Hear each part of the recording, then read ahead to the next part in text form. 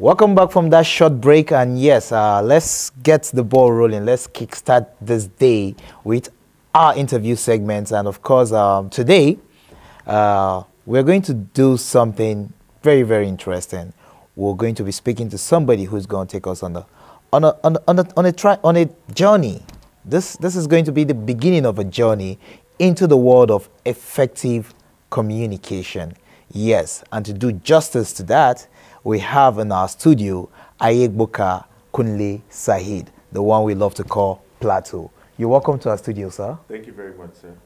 Yes, so like I said, we're going to go into a journey of public speaking, of effective communication. But today, we want to look at the fear of public speaking. This will be the first in a series of other topics that Plateau here will be taking us on, so that we'll be able to grasp an understanding on how best to communicate or how to achieve effective communication. So, public speaking. What exactly is public speaking? Well, public speaking at a time was likened by a scholar to witchcraft, because with the ability, if you are a transformational speaker, you can make people do things they would have never done in their lives. And we have categories of public speaking, from you being an informational speaker to inspirational speaker, motivational speaker, and transformational speaker. As of the level, once you get to the level of a transformational speaker, that was what he likened to witchcraft. You can motivate people, you can inspire people, you can transform people just by speaking to them.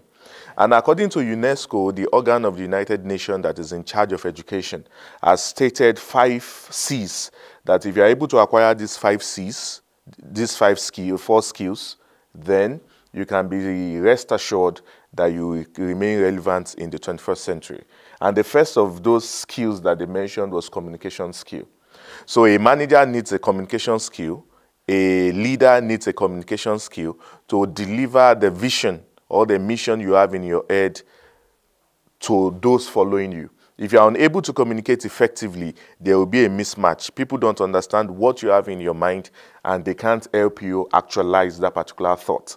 So public speaking, it's one of the most important skills you can acquire in the 21st century. And it is one of the, if you check all the prophets by the Abrahamic religions, all the prophets were fantastic orators.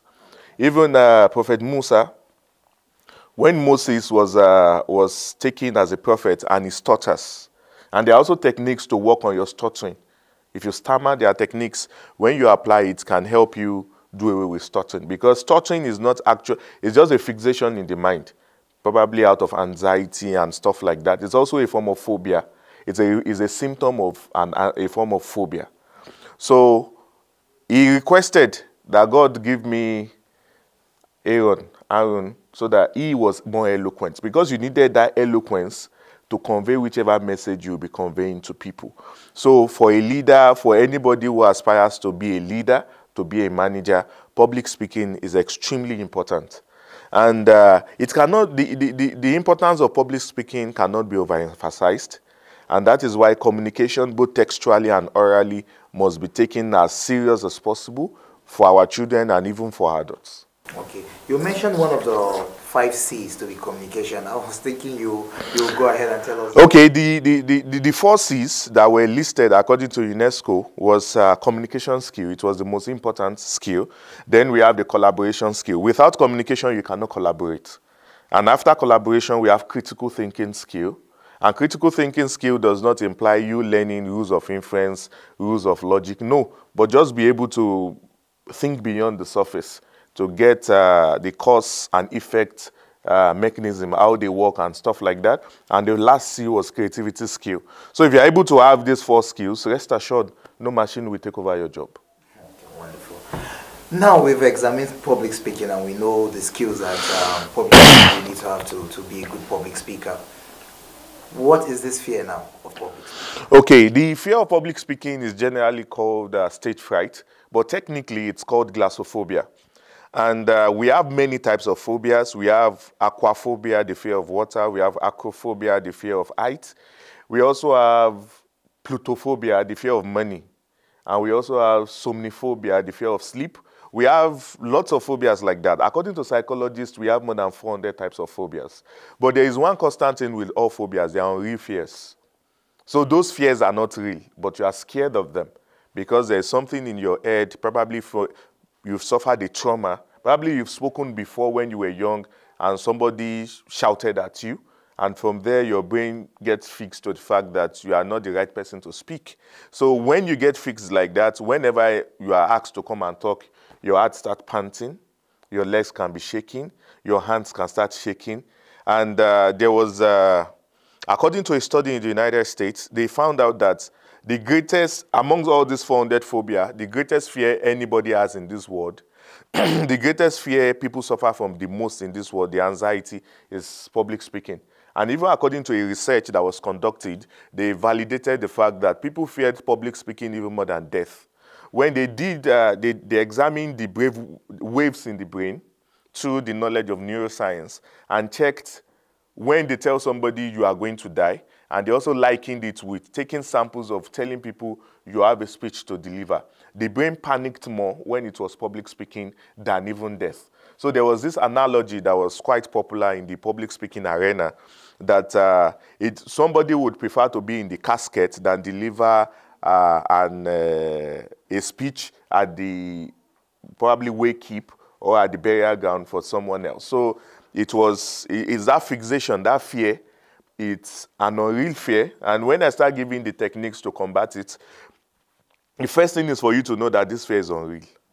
That is just a fixation in your head playing with you. So once you acknowledge that particular fact, half of your problem is half solved. Wow. So how do we overcome this fear? Okay, I think I'm going to list out 4 techniques. Probably I can give a bonus technique later. But the most important technique is number 1. All phobias are unreal fears. How can somebody be scared of money? What will money do to you? Somniphobia, how can you be scared of sleep? Some people are scared of beautiful women. It's also a form of phobia. When they are surrounded by beautiful women, they start panicking. That fear starts coming. So that means the fear is unreal. Some people are scared of water. Some people are scared of trees. When you put them in a place, in a forest or in a garden, they can't stay. They start panicking. So all those things shows to you that whichever fear you have is an unreal fear. It's like one of my students in a program I facilitated at the time said, "Sir, you said we should not be scared of our audience." I said, "Yes." He said, "What if the audience one of them is holding gun?" I said, "That is no longer a phobia. That is actual problem. You need to run from that place." So the point is, if you just have your audience, when you are invited to come and speak to people, even your audience wants to learn from you. They are not there to witch hunt you. They are not there to make jest of you. They are there to learn. So you need to know that if all of them know more than you, you won't be the one speaking. So that should give you a bit of comfort. Wow.